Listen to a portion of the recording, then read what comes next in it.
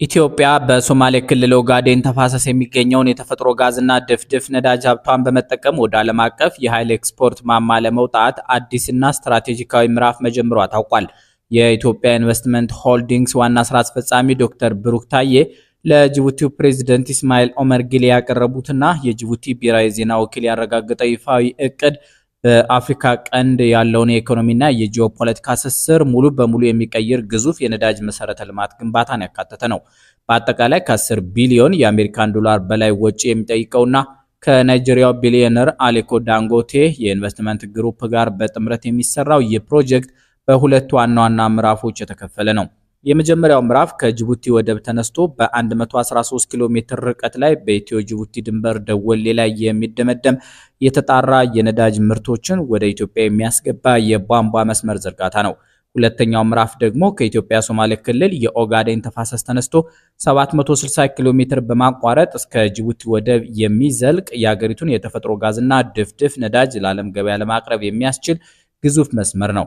የኢትዮጵያ የነዳጅ ፍለጋ ታሪክ የትናንት ዜና አይደለም። የታሪክ መዛግብትና የጂኦሎጂ ጥናቶች እንደሚያሳዩት በኦጋዴን ተፋሰስ የመጀመሪያው የተፈጥሮ ጋዝ ክምችት በይፋ የተገኘው እንደ አውሮፓውያን አቆጣጠር በ1972 በታዋቂው የአሜሪካ የነዳጅ ኩባንያ ቴኔኮ አማካኝነት በካልባ አካባቢ ነበር። በመቀጠልም በሂላላ ተጨማሪ ክምችቶች ተገኝተዋል። ነገር ግን አገሪቱ በነበሩባት ተከታታይ የፖለቲካ አለመረጋጋቶች፣ የእርስ በርስ ጦርነቶችና የክልሉ የጸጥታ ስጋቶች ምክንያት ሀብቱን ማልማት ሳይቻል 10 ዓመታት አልፈዋል። እንደ አውሮፓውያን አቆጣጠር በ2013 የቻይናው ፖሊጂሲኤል ፔትሮሊየም ኢንቨስትመንትስ ግዙፍ ውል በመፈራረም ወደ ስራ የገባ ሲሆን ከ7 ዓመታት በፊት እንደ አውሮፓውያን አቆጣጠር በ2018 የመጀመሪያውን የሙከራ ድፍድፍ ነዳጅ ማውጣት መጀመሩና በወቅቱ የነበረው የፌዴሪ መንግስት የሙከራ ምርት ተጀምሯል ሲል በታላቅ ድምቀት ማብሰሩ ይታወሳል።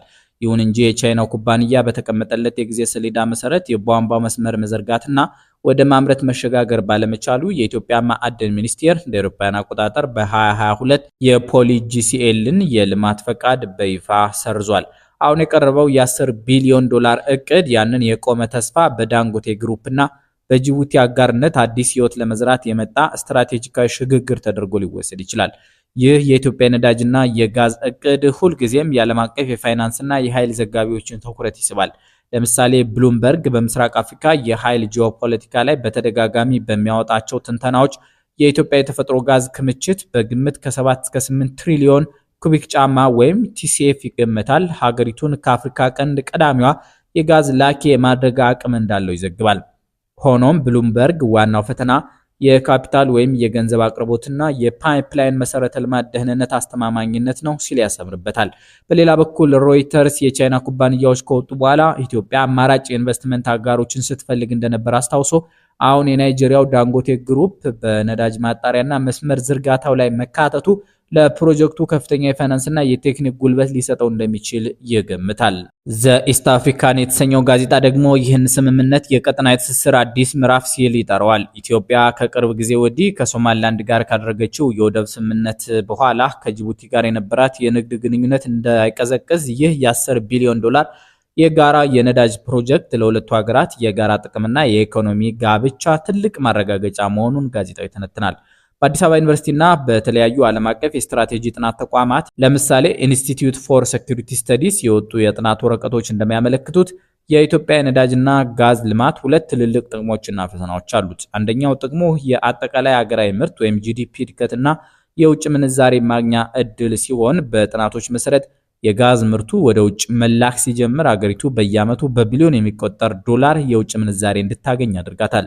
በተጨማሪም የተጣራ ነዳጅ በቧንቧ በደወሌ መስመር ማለት ነው መግባቱ አገሪቱ በየዓመቱ ለነዳጅ ግዢ የምታወጣውንና የውጭ ምንዛሬ ክምችቷን የሚበላውን ከፍተኛ ወጪ በከፍተኛ ደረጃ ይቀንሷል። ሆኖም ግን በኦጋዴን የሚዘረጋው 760 ኪሎ ሜትር የቧንቧ መስመር ሙሉ በሙሉ ሰላምና አስተማማኝ ጥበቃ የሚሻ በመሆኑ የደህንነት ስጋት መኖሩ አልቀረም።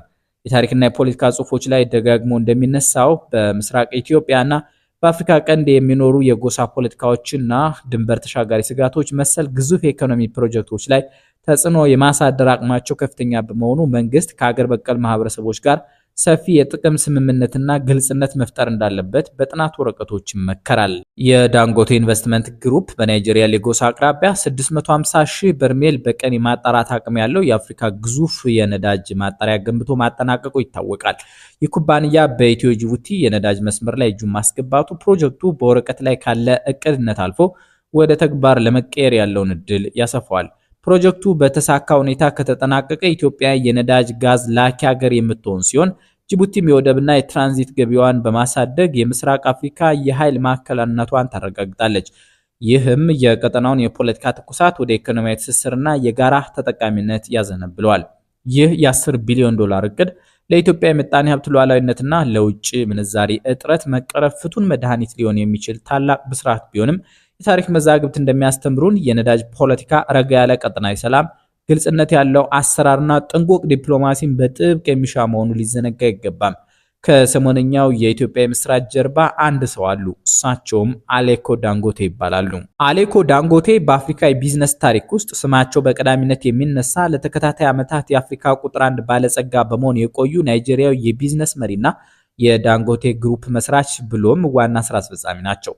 እንደ አውሮፓውያን አቆጣጠር በ1957 በናይጄሪያ ካኖ ግዛት የተወለዱት ዳንጎቴ ንግድን የጀመሩት ከሌላ ዘመዳቸው በተበደሩት አነስተኛ ካፒታል ሲሆን ዛሬ ላይ ድርጅታቸው በሲሚንቶ፣ በስኳር፣ በጨው፣ በዱቄት፣ በማዳበሪያና በቅርቡ ደግሞ በነዳጅ ማጣሪያ ዘርፍ አህጉራዊና ዓለም አቀፋዊ ተጽዕኖ ፈጣሪ ግዙፍ ኮንግሎሜሬት ለመሆን በቅቷል። በተለይም በሌጎስ አቅራቢያ የገነቡትና በቀን 650,000 በርሜል ነዳጅ የማጣራት አቅም ያለው የዳንጎቴ ነዳጅ ማጣሪያ በአፍሪካ የኃይል ሉዓላዊነት ላይ ትልቅ ለውጥ ያመጣ ሜጋ ፕሮጀክት ተደርጎ ይወሰዳል። ከኢትዮጵያ ጋር ያላቸው ግንኙነት የጀመረው እንደ አውሮፓውያን አቆጣጠር በ2008 የዳንጎቴ ሲሚንቶ ኩባንያ በኢትዮጵያ ውስጥ የኢንቨስትመንት ፈቃድ በወሰደበት ጊዜ ነው። ይሁን እንጂ ወደ ተጨባጭ የመሬት ላይ እንቅስቃሴና ግንባታ የተሸጋገሩት እንደ አውሮፓውያን አቆጣጠር በ2012 ሲሆን በወቅቱ የነበረው የፌዴራል መንግስት ለፈጣን የመሰረተ ልማት ግንባታና ለቤቶች ልማት የሚሆን ከፍተኛ የሲሚንቶ እጥረት ያጋጠመው ስለነበር የዳንጎቴን መዋዕለ ንዋይ በከፍተኛ ሁኔታ አበረታቷል። አሊኮ ዳንጎቴ ራሳቸው በተለያዩ ጊዜያት ወደ አዲስ አበባ በመምጣት ከሀገሪቱ ከፍተኛ አመራሮች ጋር በቀጥታ በመወያየት ኢንቨስትመንታቸውን አስፍተዋል። በኦሮሚያ ክልል ሙገር ውስጥ ከአዲስ አበባ በስተሰሜን ምዕራብ 85 ኪሎ ሜትር ርቀት ላይ የሚገኘው ግዙፍ የሲሚንቶ ፋብሪካ በግንቦት ወር 2015 ዓ.ም በይፋ ተመርቆ ስራ የጀመረ ነው። ፎርብስ እና ብሉምበርግ በወቅቱ እንደዘገቡት ፋብሪካው በ480 ሚሊዮን ዶላር ወጪ የተገነባ ሲሆን በአመት 2.5 ሚሊዮን ቶን ሲሚንቶ የማምረት አቅም አለው። ይህ ፕሮጀክት በኢትዮጵያ ያለውን የሲሚንቶ እጥረት በከፍተኛ ደረጃ የቀረፈና በሺዎች ለሚቆጠሩ ኢትዮጵያውያን የስራ ዕድል የፈጠረ የዳንጎቴ ትልቁ የአገር ውስጥ ሀብት ነው። ከሲሚንቶ ፋብሪካ ጎን ለጎን ዳንጎቴ ግሩፕ ለሲሚንቶ ማሸጊያ የሚሆኑ በሚሊዮን የሚቆጠሩ ከረጢቶችን የሚያመርት ተጨማሪ ፋብሪካ እዚያው ሙገር ውስጥ ገንብቶ ወደ ስራ አስገብቷል። ይህም ፋብሪካው ከውጭ የሚገባውን የማሸጊያ ጥሬ ዕቃ በመቀነስ ራሱን እንዲችል አድርጎታል። ከዚህ በተጨማሪ ዘኢስት አፍሪካን እና የሀገር ውስጥ ጋዜጦች በተደጋጋሚ እንደዘገቡት የዳንጎቴ ግሩፕ በሙገርና በአካባቢው ማህበረሰብ ዘንድ የውሃ መስመሮችን፣ ትምህርት ቤቶችንና የጤና ጣቢያዎችን በመገንባት ረገድ ማህበራዊ ኃላፊነቱን በመወጣት ንቁ ተሳትፎ ያደርጋል። በአገሪቱ በተከሰቱ የተለያዩ ወቅታዊ አገራዊ ጥሪዎችና የኮቪድ-19 ወረርሽኝ በነበረበት ወቅትም የገንዘብና የቁሳቁስ ድጋፎችን አድርጓል። አሌኮ ዳንጎቴ በኢትዮጵያ ያላቸውን የቢዝነስ አሻራ ይበልጥ ወደ ላቀ ደረጃ ያሸጋገረው የቅርብ ጊዜው የ10 ቢሊዮን ዶላር የኢትዮ ጅቡቲ የነዳጅና ጋዝ ቧንቧ መስመር ፕሮጀክት ነው። ሮይተርስ እንደዘገበው የኢትዮጵያ ኢንቨስትመንት ሆልዲንግስ ይህን ግዙፍ እቅድ ይፋ ሲያደርግ የዳንጎቴ ኢንቨስትመንት ግሩፕ በዋና አጋርነት የተካተተበት ሲሆን ይህም የዳንጎቴን የነዳጅ ማጣራትና የማስተላለፍ ልምድ ወደ ምስራቅ አፍሪካ በመውሰድ የኢትዮጵያን የጋዝ ሀብት ለዓለም ገበያ ለማቅረብና የተጣራ ነዳጅ በቧንቧ ለማስገባት ያለመ ስትራቴጂካዊ ጥምረት ነው። በአጠቃላይ አሊኮ ዳንጎቴ ከኢትዮጵያ ጋር ያላቸው ግንኙነት ከቀላል የንግድ ልውውጥ ባለፈ የሀገሪቱን የኮንስትራክሽን እና የኃይል ዘርፍ መዋቅር የሚቀይሩ ግዙፍና ሜጋ ፕሮጀክቶችን የያዘ ስትራቴጂካዊ የረጅም ጊዜ ትስስር ሆኖ ይቀጥላል። አበቃን። ሰላም ይስጥልን።